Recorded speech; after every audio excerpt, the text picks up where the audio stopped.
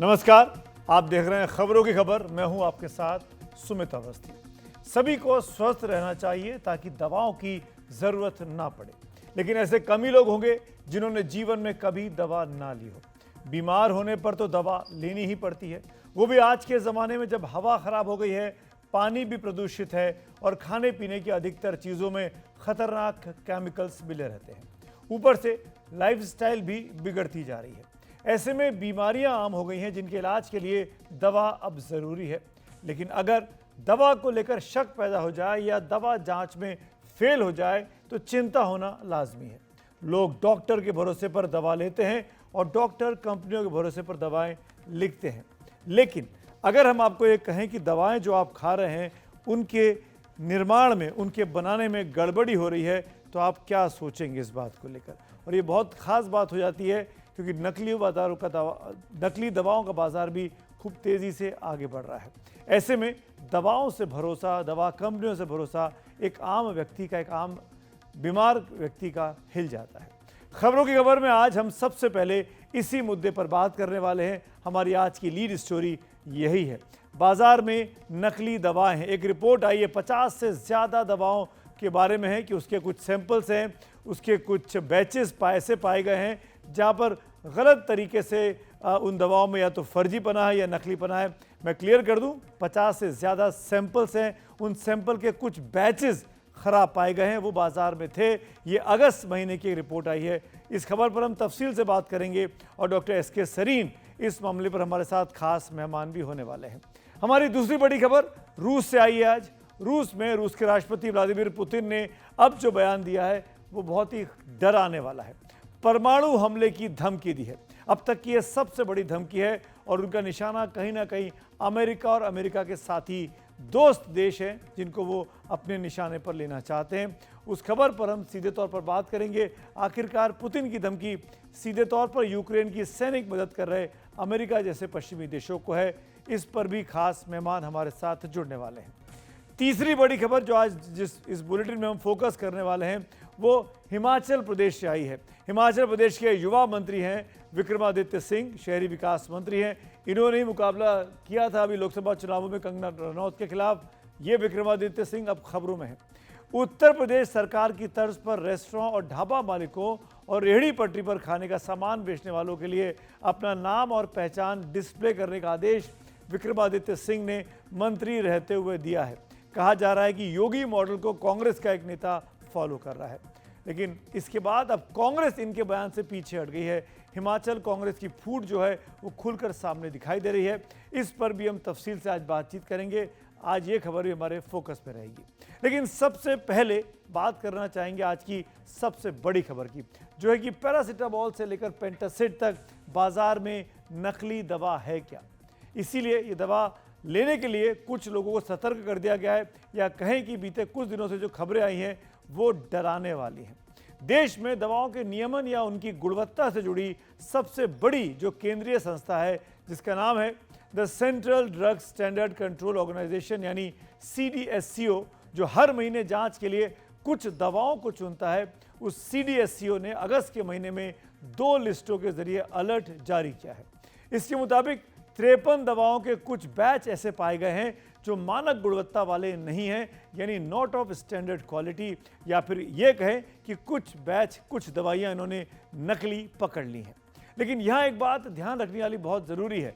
CDSCO की इस report में इन दवाओं के खास बैचेस को ही नॉट ऑफ स्टैंडर्ड क्वालिटी का बताया गया है। खास बैचेस को, दवा के हर बैच को नहीं बताया गया है। इस बात पर मैं इसलिए जोर दे रहा हूं क्योंकि कई खबरों के आधार पर ऐसा लग रहा है कि ये पूरी की पूरी दवा ही खराब बाजार में उपलब्ध है। ऐसी स्थिति है नहीं, लेकिन फिर भी बात चिंता की है क्योंकि नकली क्या है, असली क्या है, बाजार में दोनों एक साथ उपलब्ध हैं। वो इसलिए कि इन लिस्टों में ऐसी कई दवाएं हैं जो बहुत ज़्यादा इस्तेमाल में आती हैं। हम बारी बारी से कुछ दवाओं के नाम आपके सामने रखते हैं। पहली लिस्ट जो आई उसमें 48 दवाओं के नाम हैं। जैसे आप देख सकते हैं एंटी बैक्टीरियल दवा क्लेवन 625, जिसे अल्केम हेल्थ साइंसेज बनाती है, ये इसकी दवा है। अगली दवा का नाम इसमें लिखा गया है शेलकेल का नाम है, जो कि pure and cure health care बनाती है, हरिद्वार में ही दवा बनती है, उसका नाम भी इस लिस्ट में आया है। तीसरी दवा का नाम आया सामने पैंडी, जो कि बहुत इस्तेमाल की जाती है, उसको एक एंटासिड है, ये भी अल्केम हेल्थ साइंसेज की है, इसका निर्माण भी सिक्किम में हुआ है, ये इस लिस्ट में आ गई है। चौथा नाम आया है पैरासीटामोल टैबलेट्स IP 500 mg का, जो कि Karnataka antibiotics in pharmaceutical company बनाती है। इसका भी जो बैच के नंबर में नहीं पढ़ रहा हूँ, बैच सामने लिख के आ रहे हैं। कैपेडेक्सिम XP 50, ये ड्राई सस्पेंशन की दवा है जो कि हीट्रो लैब्स बनाती है, हिमाचल प्रदेश के सोलन में बनती है। इसका ये बैच पकड़ा गया है, आपके सामने है। टेलीमिस्टान टैबलेट्स हैं, इनकी दवा सामने आई है। ये लाइफ मैक्स कैंसर की दवा है, ये हरिद्वार में सिटकुल में बनती है, उसके बैचेस 4 बैचेस के नंबर हैं। ये तमाम ऐसे आंकड़े हैं जो सामने आए, जो दिखाते हैं कि ये दवाएं, इन दवाओं के ये बैचेस नक्लसिल हैं। मेट्रोनिडाजोल टैबलेट्स IP 400 mg, जो कि हिंदुस्तान एंटीबायोटिक्स की है, जो कि फरीदाबाद में बनती है, इसका HMA-AA04, ये जो बैच है, ये दवा भी नकली इस बैच में पाई गई है। ऐसी कई चीज़ें हैं जो कई दवाओं के नाम हमने दिखाया, और बैच नंबर भी मैंने खास तौर पर इसलिए दिखाए कि यही बैच नंबर की जो दवाएं थी वो गलत पाई गई हैं। सिक्किम, पुणे, बद्दी, हरिद्वार जैसी तमाम जगहों की मैन्युफैक्चरिंग यूनिट्स में बनाई गई इन सभी दवाओं की जांच कोलकाता, मुंबई, चंडीगढ़, गुवाहाटी की लैब्स में हुई थी। CDSCO ने एक और लिस्ट जारी की है जिसमें कुछ बड़ी फार्मा कंपनियों की दवाओं खास बैचेस के टेस्ट में फेल होने की बात सामने आई है, और उन पर इन कंपनियों का स्पष्टीकरण भी आया है। जैसे दूसरी लिस्ट जो आती है उसमें सन फार्मा जैसी बड़ी फार्मा कंपनी की 3 दवाओं का जिक्र है। आप देख सकते हैं पुलमोसिल, पेंटोसिड, उसका बैच पुलमोसिल का, पेंटोसिड का बैच नंबर है SID 2041A, और यूरोस्कोल 300 जिसका बैच नंबर है GTE 1350A। ऐसे एक और बड़ी दवा जिस कंपनी का नाम आता है वो आपको दिखाते हैं। ये दवाएं ग्लेनमार्क की है, टेल्मा, जो कि हिमाचल प्रदेश बद्दी में बनी है। इसका बैच नंबर भी सामने है जो कि गलत पाया गया। ये डिफ्लैक्लोकोट टैबलेट्स है, ये मैक्लॉड्स की फार्मास्यूटिकल की है, ये दमन में बनती है। अपने जवाब में इन दवा कंपनियों के बैचेस जो हैं जिसको गलत पाया गया, अपने जवाब में सन फार्मा, ग्लेनमार्क और मैक्लॉड्स ने कहा है कि लेबल के दावे के हिसाब से वास्तविक निर्माता ने जो जानकारी दी है कि प्रोडक्ट का संबंधित बैच उनके द्वारा बनाया गया नहीं है। ये प्रोडक्ट का संबंधित बैच बनाया गया नहीं और वो नकली दवा है, लेकिन इसकी जांच की रिपोर्ट आनी अभी बाकी है। यानी ये कंपनियां कह रही हैं कि जो बैचेस पाए गए हैं वो बैचेस इन कंपनियों ने नहीं बनाए हैं, वो नकली का तौर पर बना के मार्केट में उपलब्ध कराए गए हैं। क्या इस पूरे मामले पर क्या कहना है अब जो कि national IMA Covid task force के डॉक्टर राजीव जयदेवन हैं, उनसे हमने बात की, उनका ये वर्जन सुनते हैं। भारत में मैन्युफैक्चर करने वाले कुछ दवाइयाँ नॉन स्टैंडर्ड क्वालिटी, भारत में बनाने वाले कुछ मेडिसिन को क्वालिटी में कुछ प्रॉब्लम डिटेक्ट किया गया है CDSCO ने। इसका मतलब है कि दवा में करेक्ट अमाउंट का दवा शायद नहीं होगा, या दवा में उनके क्वालिटी का इंग्रेडिएंट नहीं होगा, या उनमें कुछ एडल्ट्रेंट होगा, या ये दवा बिल्कुल नकली हो सकता है। इसमें सरप्राइजिंग बात यह है कि इस लिस्ट में बड़े वाले कंपनी हैं और जो दवा हर एक आदमी कॉमनली लेते हैं, ये दवाओं भी लिस्ट में आ गया है। इसलिए कॉमन मैन को बहुत कंसर्न हो रहा है, लेकिन इसका मतलब ये नहीं कि मार्केट में मिलने वाले हर दवा नकली है। इसी सिलसिले में हमने कुछ दवा विक्रेताओं से बात की जो मानते हैं कि सरकार ने अच्छा कदम उठाया है। कई बार नकली दवाएं बाजार में आ जाती हैं, फेक दवाइयाँ बनती हैं, फेक दवाइयाँ बिकती हैं, और ऐसी ऐसी जगह हैं जहाँ पर मतलब ये एक्चुअल कंपनी के डिस्ट्रीब्यूटर से नहीं खरीद के इधर उधर से दवाइयाँ खरीदते हैं, उसी में प्रॉब्लम आती है। जो गवर्नमेंट कर रही है वो सही कर रही है, इसके लिए और जितना भी हो और अच्छा करे वो गवर्नमेंट अपना। और क्योंकि जो दवाइयाँ बंद हो रही हैं, जो चेक नहीं हो रही, उनको भी चेक कराया जाए और बंद कराया जाए दवाइयों को। मेरा कहना ये है कि देखिए, हम हमारे या आपके किसी के भी पेशेंट हॉस्पिटल के अंदर होते हैं, आप दवाइयाँ खरीदते बड़ी मेहनत से कमाते हैं, उसके बाद पता चलता है कि आपको नकली दवाइयाँ मिल रही है। मैं सरकार से ये कहना चाहूँगा कि इस बारे में थोड़ा ठोस कदम उठाएं, और जो भी ये कंपनियाँ हैं जो फर्जी दवाइयाँ वगैरह बना रही है जिससे हमारे को हानि पहुँच रही है, ऐसी कंपनियों को सील करें, ऐसी कंपनियों का लाइसेंस रद्द करें, ताकि आने वाले टाइम में दूसरे लोगों को सबक मिल सके। जो भी दवाइयाँ आने से पहले उसकी अच्छी तरह से जांच होनी चाहिए सरकार की तरफ से, और फिर मार्केट में आए, क्योंकि अभी जो दवाइयाँ बंद हुई हैं उससे काफ़ी लोगों का नुकसान हो रहा था और आगे भी हो सकता था।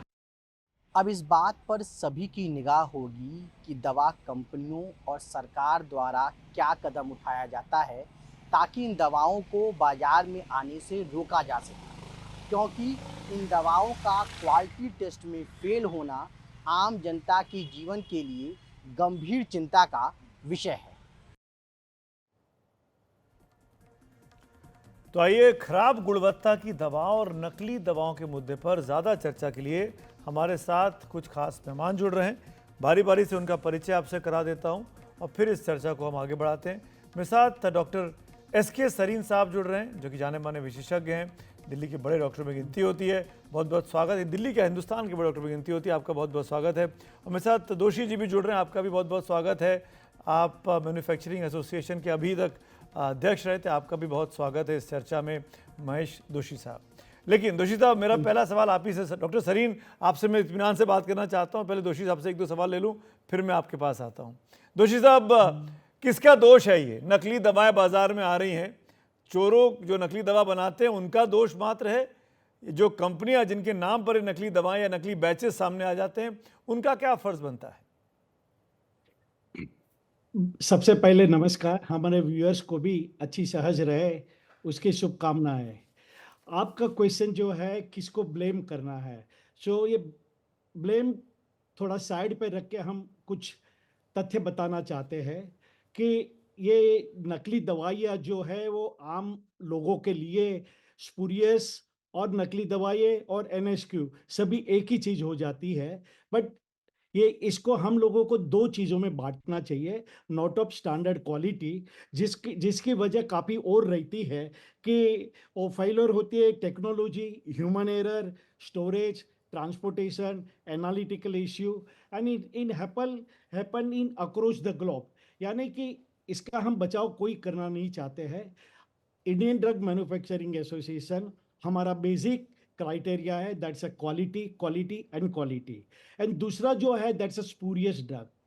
अभी काफ़ी सालों से CDSCO एंड लोकल FDA उन्होंने एक अभियान चालू किया है। करीबन पूरे साल में 1 लाख से ज़्यादा सैंपल ड्रॉ करते हैं और एवरेज 8,000 के आसपास सैंपल हर महीने वो लोग अलग अलग जगह से, केमिस्ट से, यहाँ से वहाँ से ड्रॉ करके उनका सैम्पलिंग करके उसका एनालिसिस करते हैं। तो मुझे बताने में कोई हर्ज नहीं है कि इनमें से 2.4% sample only is a founding as a NSQ और अ स्पूरियस, जबकि आज से थोड़े साल पहले इनका रेशो 6 या 7% से ज़्यादा था। यानी धीरे धीरे जो कंट्रोल FDA और CDSCO का जो अलर्टनेस है उनकी वजह से आता जाता है। दूसरी बात है that's a spurious drug. Spurious drug is a very serious issue and that is also concern to our industry and a good manufacturers like आपने अभी भी बताया कि अल्केम, सन फार्मा, उन्होंने बताया this is not made by us, ये कहीं स्पूरियसली बन के बाजार में घुस गई है। तो इनके लिए भी अगर मैं आपको सुमित भाई बताऊंगा तो गवर्नमेंट ने ऑलरेडी स्टार्ट कर दिया है। 300 दवाई पे QR कोड ऑलरेडी डाल दिया है, यानी वो 300 ड्रग कहाँ से आती है उसका ट्रैकिंग पूरा मिल जाता है और शॉर्ट टाइम में ज़्यादा ड्रग पे भी QR कोड आ जाने वाला है। और दूसरा, स्टेट लेवल पे उन्होंने एक कंट्रोल कमेटी बनाई है कि एक स्टेट में से अगर ये दवाई घुस गई तो दूसरे तीसरे स्टेट में कभी मालूम नहीं होता है। सो इंटर स्टेट कनेक्टेड भी कमेटी बनाई हुई है एंड CDSCO एंड FDA काफ़ी अलर्ट है। दोषी जी, आपकी बातें सुनकर बहुत अच्छा लग रहा है कि सिस्टम बिल्कुल ठीक चल रहा है अपने यहाँ और बहुत चुस्त दुरुस्त है, कभी नकली दवाएं तो मिल ही नहीं सकती हैं। आपकी बातें सुनकर ऐसा प्रतीत हो रहा है। लेकिन आप ही के बनाई गई संस्था के द्वारा, CDSCO के द्वारा जो रिपोर्ट आई है उसको देख के लगता है कि अभी भी जो पॉपुलर दवाइयाँ हैं डॉक्टर सरीन, पेंडी जैसी, पैरासीटामॉल जैसी, जो कि हम लोग ओवर द काउंटर जाके ले लेते हैं, भैया सर दर्द हो रहा है, भैया बुखार आ रहा है, भैया पेट में गड़बड़ी है, दवा दे दो, और वो दे देता है हमको। तो डॉक्टर सरीन, मेरा सवाल सेल्फ मेडिकेशन पर मैं आगे आपसे सवाल करूँगा। मैं ये जानना चाह रहा हूँ कि क्या कोई ऐसा तरीका है जिससे आम व्यक्ति पहचान पाए कि ये नकली दवा है? Thank you Sumit. पहला तो आपको बधाई दूंगा कि आपने ये मुद्दा उठाया और एनडीटीवी के माध्यम से बहुत सारे लोग इस बात को समझें।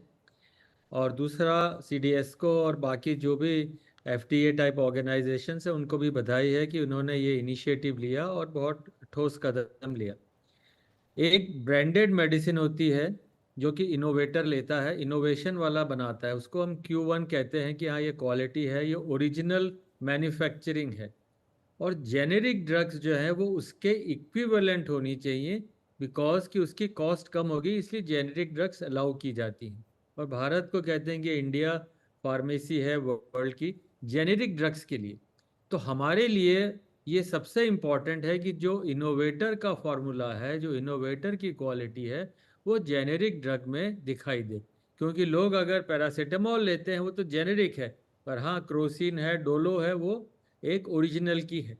तो पहली ये बात समझने की ज़रूरत है कि अगर आप जेनेरिक ड्रग ले रहे हैं तो आपको पता होना चाहिए कि जेनेरिक है, इसमें बुराई नहीं है।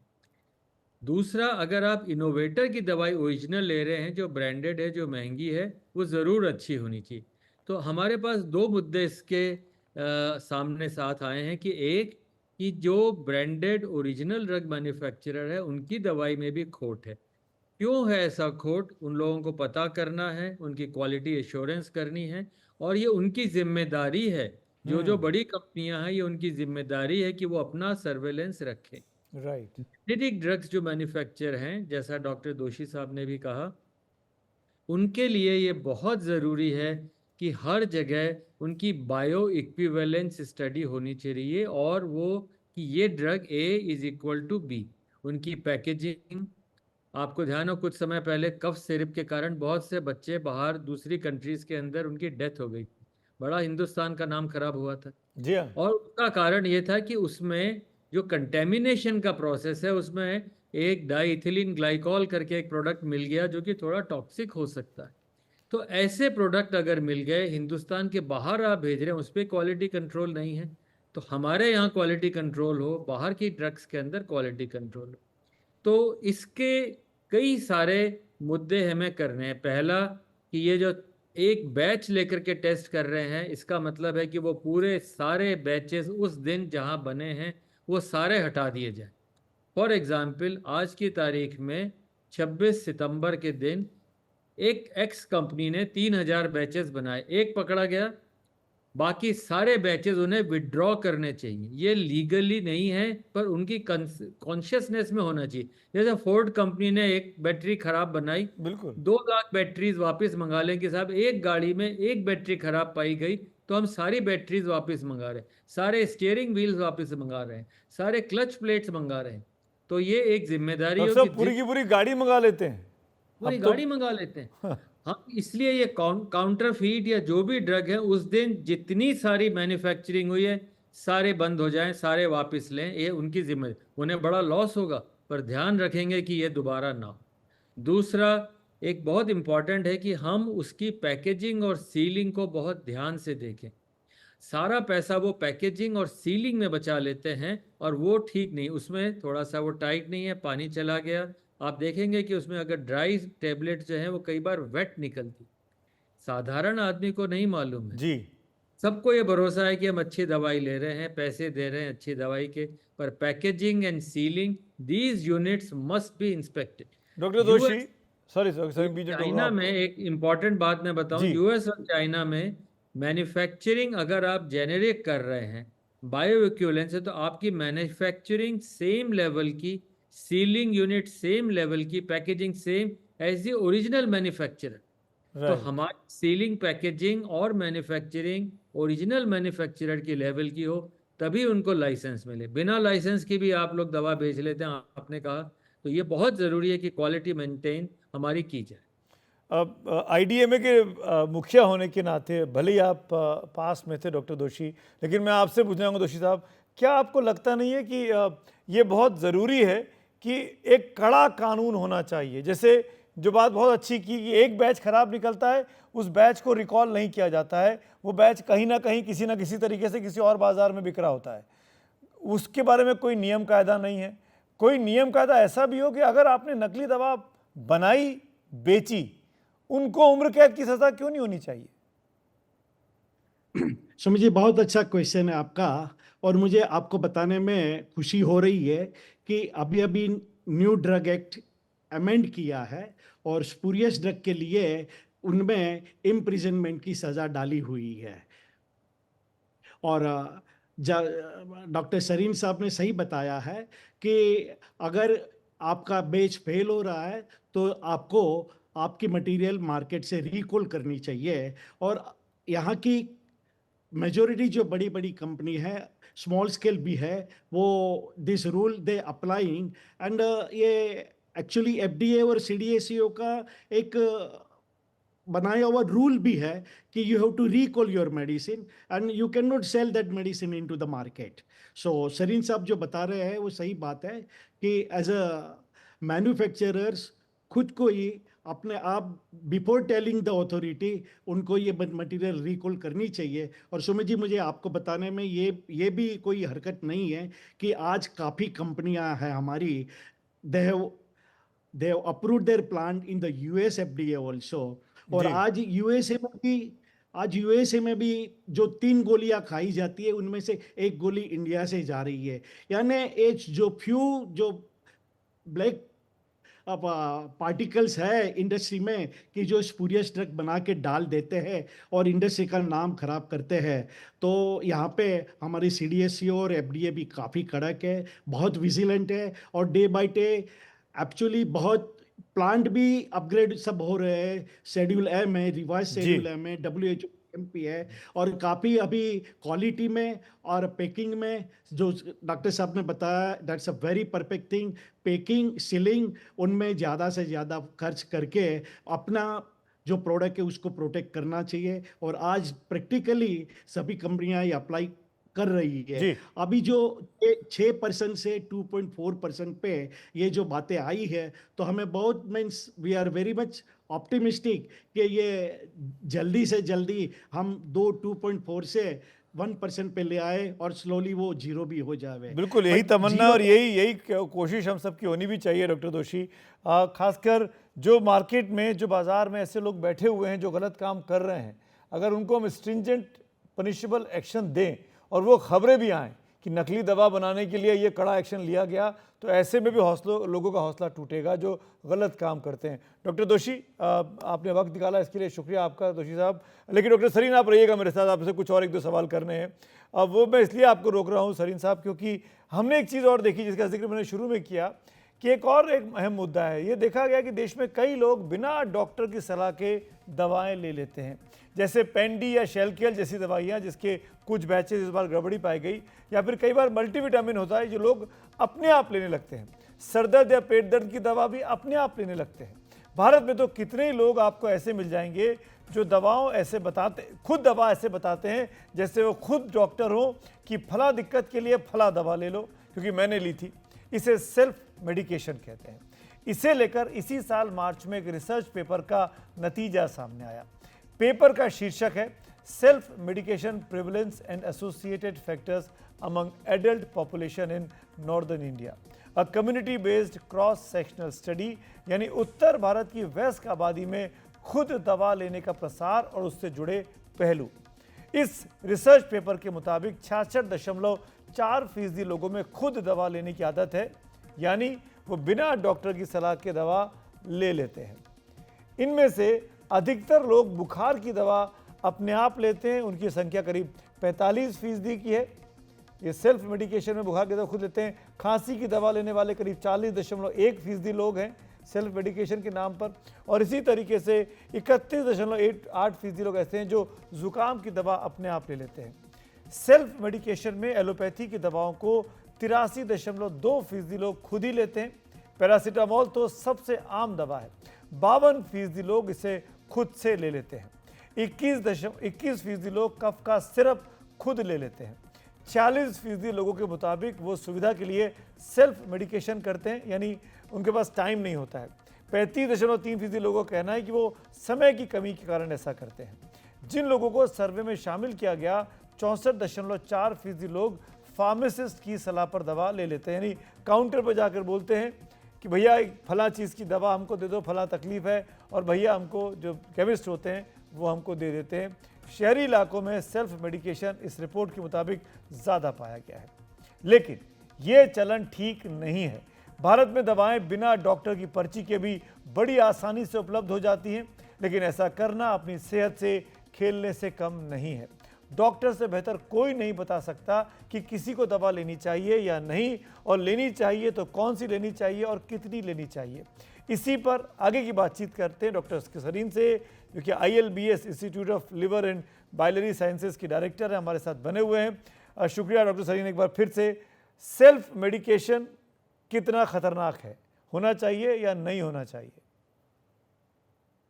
आपने बहुत अच्छा डेटा दिखाया है और मुझे लगता है इसको देखने से ही बहुत सारे लोगों को सबक मिल जाएगा। Self medication drugs is not a food. खाना तो नहीं है ना ये, कि आपने अपने आप जो पसंद आया ले लिया या किसी और पड़ोसी ने कहा यह खाना अच्छा है ले लिया। मेरे ख्याल से ये एक बिल्कुल उचित नहीं है। पहली बात, मेडिसिन्स लेना ज़रूरी नहीं होना चाहिए। अपने आप को वैसे ही ठीक करने की कोशिश करनी चाहिए। You should own your body and try that you can get better without. बुखार है, बुखार होना एक अच्छा साइन है, मतलब बॉडी में इम्यूनिटी है, साइटोकाइंस बन रहे हैं, फाइट कर रहा है इन्फेक्शन से। हर बुखार के लिए दवाई लेना, हर लूज मोशन के लिए आपने एंटीबायोटिक ले लेना, या हर गला खराब होने के लिए एंटीबायोटिक ले लेना, ये उचित नहीं। जी, भारत के अलावा और किसी शायद अच्छी डेवलप्ड कंट्री के अंदर फार्मासिस्ट लाइसेंस्ड होता है। वो बिना डॉक्टर के पर्चा एंटर किए, डॉक्टर का लाइसेंस नंबर एंटर किए बिना दवाई इशू नहीं कर सकता। वहाँ OTC अलग हैं जो कि अप्रूव्ड हैं कि ओवर द काउंटर मिलेंगी। फार्मासिस्ट का यहाँ लाइसेंस होना, फार्मासिस्ट एक बहुत इम्पॉर्टेंट आदमी है। वो डॉक्टर का रोल अदा ना करे पर हाँ अच्छी दवाई रखे, ये उसके लिए ज़रूरी है। तो let me complete in this 3 sentences. First, all pharmacists must have a proper license and they must be registered. Number 2, जो डॉक्टर्स हैं उनका prescription with their licence number must be entered by the pharmacist, उसके बिना दवा नहीं मिलेगी। Third, there must be a tracking system.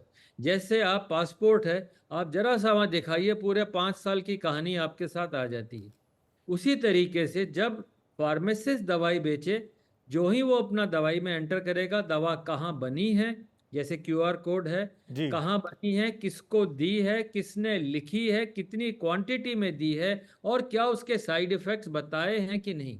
बड़े अच्छे सॉफ्टवेयर्स हैं जो बताते हैं कि आप ये दवाई और ये दवाई साथ लेंगे, जिसे पॉलीफार्मेसी कहते हैं, ये नुकसान हो सकता है। तो फार्मासिस्ट की जिम्मेदारी ड्रग्स के बारे में एहतियात भी बताने की है, पर every drug, every prescription must be entered and law should be made compulsory कि जब तक फार्मासिस्ट ने दवा डॉक्टर के प्रेस्क्रिप्शन और लाइसेंस के नंबर के बिना दी तो लाइसेंस। बहुत इंपॉर्टेंट बात आप डॉक्टर सरीन कर रहे हैं। और एक टॉपिक और छूना चाहूँगा इसके पहले कि आपको मैं इजाज़त दूँ जाने की, और वो ये कि आप तो लिवर के डॉक्टर हैं और हम लोग एंटीबायोटिक्स खाने का शौक़ है हमको, सर्दी जुकाम हो जाता है एंटीबायोटिक खा लेते हैं। अब मैं ये जानना चाह रहा हूँ कि ऐसी जो आसानी से उपलब्ध दवाएं हैं, जो हम लोग बगैर किसी प्रिस्क्रिप्शन के दवा की डॉक्टर की पर्ची के ले लेते हैं, ये लिवर के लिए कितनी खतरनाक है, शरीर के लिए कितनी खतरनाक है? बहुत अच्छा सवाल है। सारी दवाइयाँ जनरली लिवर में जाके मेटाबोलाइज करती हैं और उनका एक्टिव प्रोडक्ट लिवर ही बनाता है। जैसे आपने पैरासीटामोल दी, पर ये पैरासीटामोल इसी तरीके से यूज़ नहीं होगी, इसके प्रोडक्ट मेटाबॉलिज्म के बाद में यूज़ होते हैं। और अगर आपका लिवर फैटी है तो ड्रग्स की इंजरी ज़्यादा होगी। अगर आप ड्रिंक लेते हैं, डायबिटिक हैं, ड्रग इंड्यूस लिवर इंजरी ज़्यादा होगी।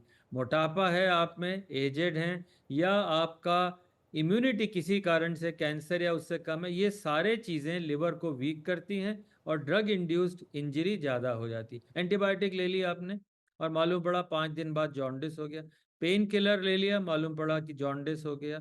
तो ये एक बहुत इंपॉर्टेंट मुद्दा जो आपने उठाया है, ड्रग्स बिना डॉक्टर के प्रिस्क्रिप्शन के ना लें, और अगर आप वल्नरेबल ग्रुप में हैं जो मैंने गिनाए, तो आप और ध्यान रखें कि दवाइयाँ कम से कम ली जाएं। और naturally self medication should not be. हमारे यहाँ लगभग एक हफ्ते में 8 से 10 मरीज ऐसे ड्रग्स लेने के कारण आते हैं जिन्हें जॉन्डिस हो गया, कईयों को ज़रूरत भी नहीं थी पर अब बीमार पड़ गए, पीलिया हो गया। राइट। और ज़्यादा एंटीबायोटिक लेने से भी आपके शरीर की इम्यूनिटी ख़त्म होती है। अगर मैंने आपका कोई पुराना वीडियो देखा था तो शायद आपने ऐसे कोई सलाह दी भी थी। बिल्कुल सही बात है, क्योंकि हमारी बॉडी में इतने सारे अच्छे बैक्टीरिया इंटेस्टाइन्स में हैं जो कि अपने आप फाइट कर सकते हैं, उनमें रेजिस्टेंस है। अगर आपने एक एंटीबायोटिक ली तो अच्छे बैक्टीरिया भी मारे जाते हैं और खराब भी मारे जाते हैं, और कई दिन तक फिर कहते हैं साहब मेरा जबान का स्वाद खत्म हो गया, मेरी भूख बंद हो गई, मेरे को पेट में गड़बड़ हो रही। आपने एंटीबायोटिक तो ली, पर उसका आप भुगतान कई दिन तक करते रहते हैं, क्योंकि अच्छे दोस्त, अच्छे बैक्टीरिया भी मर गए और उनको उगने में बहुत समय होता है, कई बार होते भी नहीं, और आपकी रेजिस्टेंस कम हो जाती है। तो ध्यान रखें कि antibiotic should be your last resort, only on the prescription, specifically by a doctor, कि हाँ अब जरूरत है। आधे बुखार वायरल तो अपने आप ठीक होते हैं, क्यों जरूरत है आपको एंटीबायोटिक लेने की? बिल्कुल, बहुत ठीक से बात की आपने डॉक्टर सरीन। हम जब डिजिटल युग में रह रहे हैं, मैं उम्मीद करता हूं कि हर चीज़ अब हम ऑनलाइन लेकर आ गए हैं, तो ये फार्मेसी का जो इशू है, जो नकली दवाओं और फार्मेसी केमिस्ट की दुकान पर जो दवाइयाँ मिलती हैं, इनको भी ट्रैकिंग का सिस्टम, जो कि जैसा कि आप सलाह दे रहे थे अमेरिका में और चाइना में क्या होता है, ये हिंदुस्तान में भी जल्दी से जल्दी लागू हो, ताकि एक एक व्यक्ति की जान को बचाया जा सके। Thank you sir, thank you so much doctor Sarin, वक्त निकालने के लिए। शुभ रात्रि आपके। अब आते हैं आज के अगले मुद्दे पर, और दूसरा बड़ा मुद्दा भी रूस से जुड़ा हुआ है। यूक्रेन के साथ 2.5 साल से ज़्यादा समय से युद्ध में उलझे रूस के राष्ट्रपति व्लादिमीर पुतिन ने उन बड़े देशों को सीधी चेतावनी दे दी है जो यूक्रेन की मदद कर रहे हैं, खास तौर पर अमेरिका समेत ऐसे पश्चिमी देश जो खुद परमाणु ताकत है। रूस के राष्ट्रपति व्लादिमीर पुतिन ने चेतावनी दी है कि रूस उन परमाणु हथियार संपन्न देशों के खिलाफ परमाणु हथियारों का इस्तेमाल कर सकता है जो उसके खिलाफ युद्ध में उलझे देश की सैनिक मदद कर रहे हैं, और अगर रूस पर पारंपरिक मिसाइलों से भी हमला किया गया तो मॉस्को इसे साझा हमला समझेगा। इस बात पर ध्यान देना जरूरी है कि पुतिन ने कहा कि रूस जवाब में परमाणु हमला भी कर सकता है। ये बात पूरी दुनिया को परेशान करने के लिए बहुत काफ़ी है। पुतिन ने रूस की सिक्योरिटी काउंसिल की बैठक में कहा कि ये बदलाव दुनिया में तेजी से बदल रही परिस्थितियों के मद्देनजर किया जा रहा है, क्योंकि रूस के लिए नए खतरे बढ़ते जा रहे हैं। खास बात यह है कि पुतिन ने इस आदेश में सिर्फ रूस ही नहीं, बेलारूस को भी शामिल किया है, जो उसका पड़ोसी और सैन्य सहयोगी राष्ट्र है। अभी रूस की जो न्यूक्लियर डॉक्ट्रिन है वो 2020 में तैयार की गई थी। उसमें रूस ने कहा था कि अगर उस पर कोई दुश्मन परमाणु हमला करता है या ऐसा पारंपरिक हमला करता है जो उसके अस्तित्व के लिए खतरा बन जाए, तो जवाब में रूस परमाणु हथियारों का इस्तेमाल कर सकता है। लेकिन पुतिन के नए बयान से साफ है कि उनकी न्यूक्लियर डॉक्ट्रिन बदलने जा रही है। यूक्रेन के राष्ट्रपति व्लादिमीर जेलेंस्की लगातार सहयोगी पश्चिमी देशों से अपनी लड़ाई के लिए मिसाइलों, खास तौर पर लंबी दूरी तक मार करने वाली मिसाइलों की मांग कर रहे हैं, ताकि वो रूस के काफ़ी अंदर तक हमला कर सके। यूक्रेन का कहना है कि रूस के पास अब न्यूक्लियर ब्लैकमेल ही बाकी बचा हुआ है। उधर यूरोपियन यूनियन ने पुतिन की धमकी को खारिज करते हुए इसे लापरवाह और गैर जिम्मेदाराना बयान बताया। यूरोपियन यूनियन ने कहा कि पुतिन अपने परमाणु जखीरे के नाम पर जुआ खेल रहे हैं, और ऐसा उन्होंने पहली बार नहीं किया है। 1962 के क्यूबा मिसाइल क्राइसिस के बाद पहली बार परमाणु हमले को लेकर चिंता इतनी ज़्यादा बढ़ गई है। 1962 में शीत युद्ध के दौर में क्यूबा क्राइसिस के दौरान अमेरिका और तत्कालीन सोवियत संघ के बीच परमाणु युद्ध बस होते होते बचा था। रूस दुनिया की सबसे बड़ी परमाणु ताकत है, और अगर अमेरिका को भी मिला दिया जाए तो दोनों देशों के पास दुनिया के कुल परमाणु हथियारों के 88% हथियार हैं।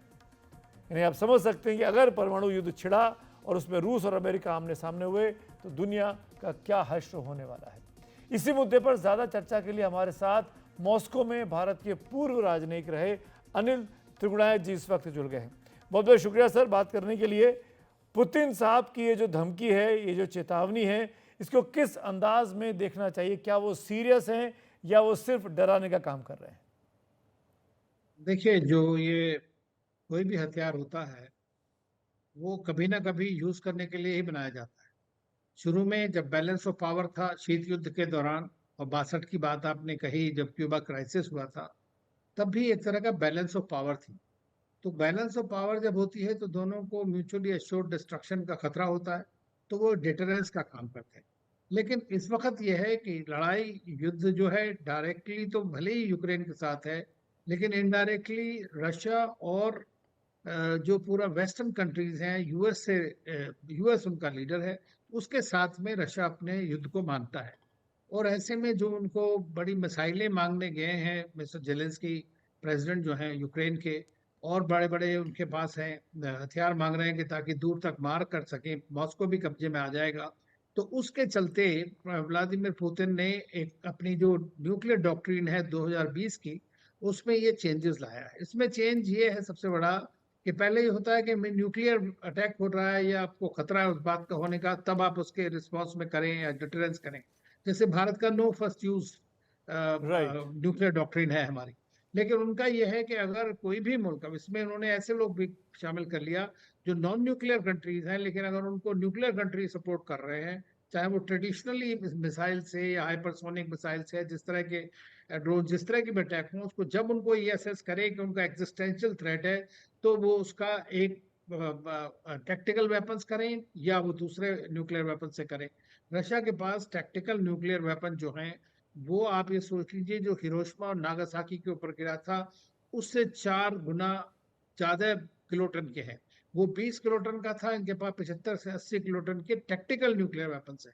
बड़े न्यूक्लियर वेपन की बात तो रही दूर, तो उससे आप सोच सकते हैं कि कितना बड़ा, अगर वो गिरेगा तो कितना बड़ा खतरा उससे हो सकता है। तो ये थ्रेट भी है, और मैं समझता हूँ कि ये एक पॉसिबिलिटी भी है। क्या तो क्या इसमें दोनों आपको चीज क्या आपको ऐसा भी लगता है त्रिगुणायत जी कि क्योंकि जेलेंस्की को मदद कर रहे हैं अमेरिका और नेटो कंट्रीज हथियार देने में, उस लड़ाई को जो 2-2.5 साल चल गई, वो बहुत बड़ी मदद पश्चिमी देशों से मिल रही है। क्या पुतिन का इरादा ऐसा भी हो सकता है कि अगर आपने हमारी तरफ मिसाइल दागी यूक्रेन की तरफ से, तो हम अमेरिका, फ्रांस, इंग्लैंड, इनको भी अपने निशाने पर लेंगे? क्या मामला वहां तक जा सकता है? बिल्कुल, अगर होगा तो ये फिर ऑल आउट वॉर होगा। ये एक खाली यूक्रेन के लिए नहीं होगा। यूक्रेन को तो वो अपने नॉर्मल वेपन्स के साथ में काफी हावी कर चुके हैं उसके बारे में, उसमें तो दिक्कत नहीं है। देखिए, जो अभी रशिया की जो स्ट्रेटजी इस बीच में रही है, क्योंकि उसने पूरा अपना जो असला है वो झोंका नहीं है इस वॉर में, क्योंकि वो नेटो के साथ में वॉर की संभावना को मानता है, और इसीलिए उसने अपना बड़ा हिस्सा अपने वेपन्स का, जो ऑटोनॉमस न्यू वेपन सिस्टम्स हैं, अपने जो फोर्सेस हैं, उसका एक सर्टेन हिस्सा सिर्फ इसलिए रखा हुआ है कि वो अगर नेटो कंट्रीज के साथ में लड़ाई होती है तो वो प्रिएम्प्टिव एक स्ट्राइक करने की कोशिश करेगा, और उसमें यूरोप फंसेगा सबसे ज्यादा। हालांकि उनके पास इंटरकॉन्टिनेंटल बैलिस्टिक मिसाइल्स हैं जो अमेरिका तक जा सकती हैं, प्लस वो अपना कई कई चीजें ऐसा है कि वो अमेरिका के बैकयार्ड में भी लगाने की सोच रहे हैं। तो इस तरह की चीज है, लेकिन ये बहुत खतरे की बात है, दुनिया के लिए बहुत बड़ा खतरा होगा, एग्जिस्टेंशियल थ्रेट दुनिया के लिए हो जाएगा। लेकिन जैसे पुतिन ने कहा कि अगर मेरा कंट्री नहीं है, अगर रशिया ही नहीं है, तो फिर मुझे दुनिया से क्या लेना, वो इस तरह की बात उन्होंने कही है क्वेश्चन के आंसर में। और तो इसका मतलब अगर है, पुतिन, अगर ऐसा पुतिन करते हैं जैसा कि उन्होंने कहा, इस नई डॉक्ट्रिन की तरफ जो इशारा कर रहे हैं, तो क्या चाइना तब भी पुतिन के साथ रहेगा? और फिर इंडिया को क्या करना चाहिए? देखिए, आज तो चाइना ने तो कहा है कि ये नहीं करना चाहिए, और आपको याद होगा कि पिछली बार भी जब ये न्यूक्लियर के बारे में थ्रेट की बात हुई थी, एक तो आपको याद होगा बाइडेन ने कहा कि न्यूक्लियर आर्मेगेडॉन हो जाएगा, उसके बाद पुतिन ने थ्रेट दिया कि मैं न्यूक्लियर वेपन यूज करूंगा। तब प्रधानमंत्री मोदी ने डायरेक्ट बात की थी राष्ट्रपति से, पुतिन से, और उनको कहा था कि इस तरह की बात ठीक नहीं है, ये इसको रोकना चाहिए। देखिए, ये सुपर पावर्स जो हैं, और मेरा मानना ये है कि जब एक कंट्री बिल्कुल कोर्नर में आ जाएगा और पूरा अगर वेस्ट एक तरफ लड़ा हुआ है, तो उसको अपना एग्जिस्टेंशियल थ्रेट लग रहा है, तो उसको एग्जिस्टेंशियल थ्रेट को रोकने के लिए वो किसी भी हद तक जा सकते हैं। अभी हो सकता है ये खाली एक पोस्चरिंग हो, लेकिन एक रियलिस्टिकली अब उन्होंने अपनी न्यूक्लियर डॉक्ट्रिन को चेंज किया है, तो उससे ये लगता है कि वो रेडी भी है अगर जरूरत पड़ी तो। और पुतिन अपने इरादे के पक्के माने जाते हैं। अगर पुतिन की तरफ कोई छेड़ेगा, जंग करेगा, तो पुतिन क्या करेंगे, ये केवल सोच कर ही सीरन हो जाती है। शुक्रिया त्रिगुणायत जी, हमसे बात कर रहे हैं। Thank you so much. Good night. आगे बढ़ते हैं आज के तीसरे और एक और अहम मुद्दे पर। क्या हिमाचल प्रदेश सरकार उत्तर प्रदेश की योगी आदित्यनाथ सरकार की नीतियों से कुछ प्रभावित होकर फैसले ले रही है? शिमला और राज्य में कई जगहों पर मस्जिदों में अवैध अतिक्रमण के मुद्दे का विवाद अभी ताज़ा ही था कि हिमाचल प्रदेश सरकार के मंत्री विक्रमादित्य सिंह ने एक नया आदेश जारी कर दिया है। इस आदेश के मुताबिक खान पान में साफ सफाई के लिहाज से सभी दुकानों और रेहड़ी पटरी वालों को दुकान मालिकों के नाम लिखना जरूरी होगा। उत्तर प्रदेश सरकार द्वारा जारी आदेश के ठीक बाद यह आदेश अब हिमाचल से आया है। हिमाचल प्रदेश के शहरी विकास और म्यूनिसिपल कॉरपोरेशन से जुड़े प्रतिनिधियों के साथ बैठक में पीडब्ल्यूडी और शहरी विकास मंत्री विक्रमादित्य सिंह ने यह आदेश दिया। उन्होंने कहा कि लोगों ने रेहड़ी पटरी और ढाबों के खाने की साफ सफाई को लेकर चिंता जताई थी, जिसे देखते हुए उत्तर प्रदेश की तर्ज पर हमने वैसी ही नीति यहां पर लागू करने का फैसला किया है। यानी योगी मॉडल हिमाचल प्रदेश में लागू किया जा रहा है। इस तरीके से उत्तर प्रदेश में भी वहाँ पर भी जो रेडी फड़ी वाले हैं खास करके उनके लिए ये मैंडेटरी किया गया है कि वहाँ पर जो है आपको अपना उसमें नाम और आईडी लगाना होगा। तो हमने भी इसको यहाँ पर पूरी मजबूती से लागू करने का निर्णय किया है कि जो भी अपना दुकान चला रहा है, रेडी फड़ी चला रहा है, उसको अपना आईडी, अपना क्लियर आइडेंटिफिकेशन उसमें करना होगा। वैसे भी क्योंकि अब ये स्ट्रीट वेंडिंग कमेटी बन चुकी है तो उससे आईडी दिया जाएगा। और इस आदेश के बाद ये सवाल खड़ा हो गया कि क्या हिमाचल प्रदेश सरकार उत्तर प्रदेश की योगी आदित्यनाथ सरकार से प्रभावित होकर ऐसे फैसले कर रही है?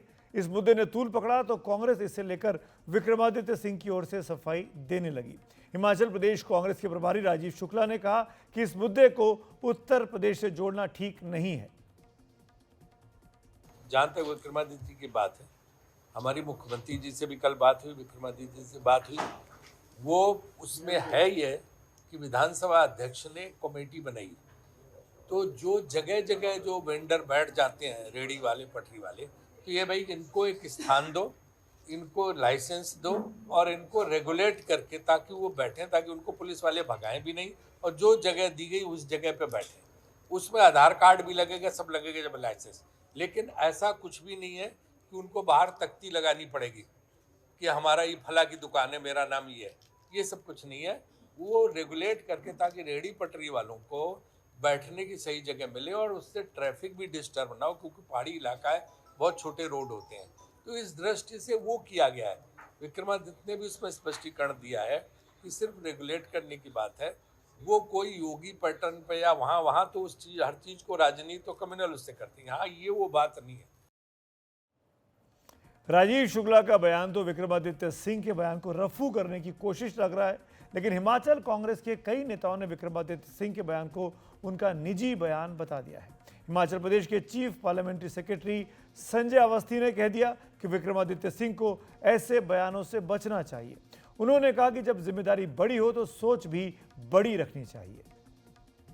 हमारा विधानसभा का सत्र चला हुआ था, उसमें इस विवाद के हल के लिए सभी सामूहिक प्रयास किए गए और ये निर्णय लिया गया कि एक सब कमेटी का गठन किया जाए और सब कमेटी की अध्यक्षता जो है माननीय श्री हर्षवर्धन चौहान जी, जो कि हमारे इंडस्ट्री मिनिस्टर हैं, उनकी अध्यक्षता में कमेटी बनाने का एक फैसला लिया गया, जिसमें भारतीय जनता पार्टी के विधायक और कांग्रेस पार्टी के विधायक उस कमेटी में बतौर सदस्य शामिल होंगे।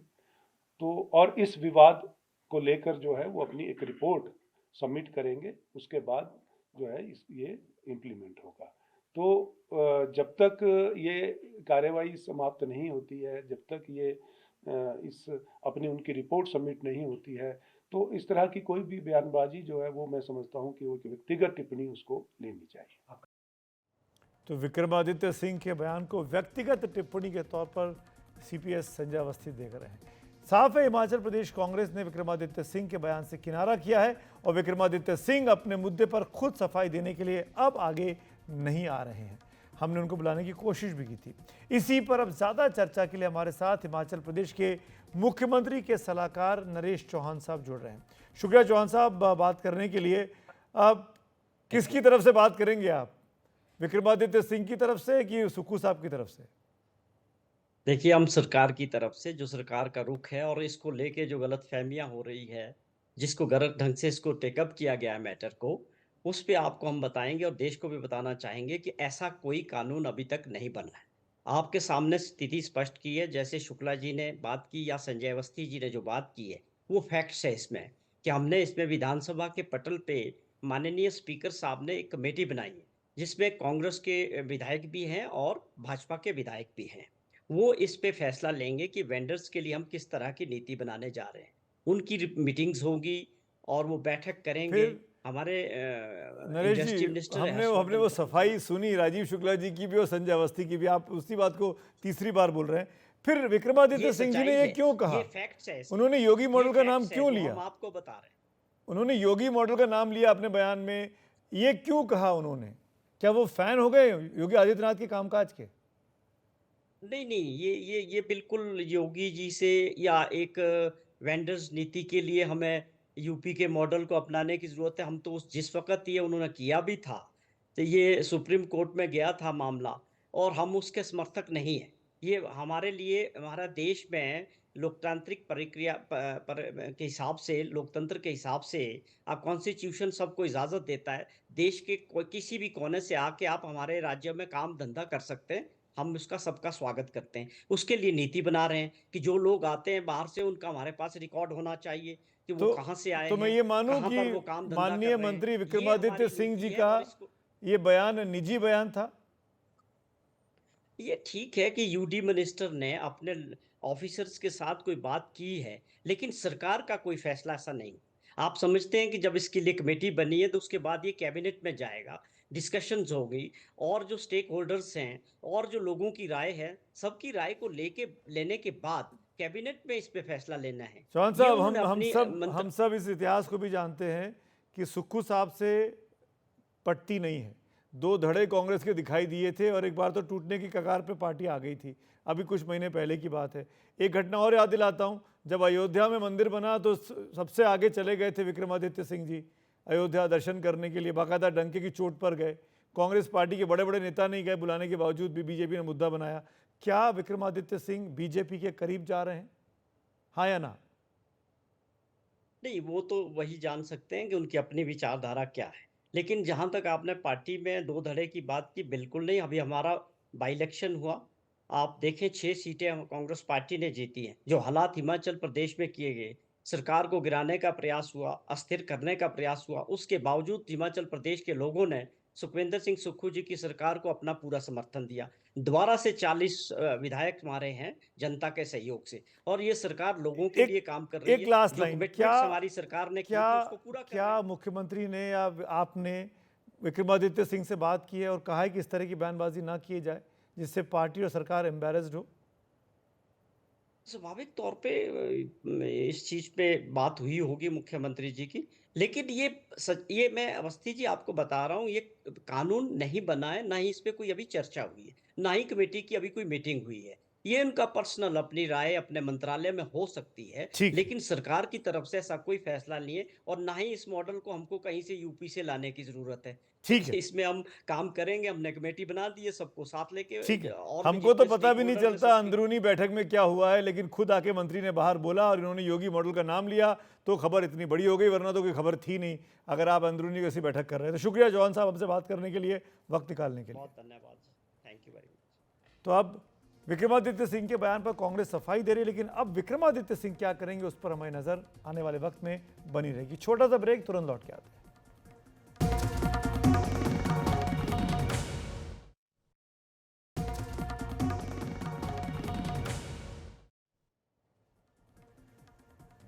और अब एक आज की एक और महत्वपूर्ण खबर, गुजरात दंगों से जुड़े बिल्किस बानो केस में गुजरात सरकार को आज सुप्रीम कोर्ट से बड़ा झटका लगा।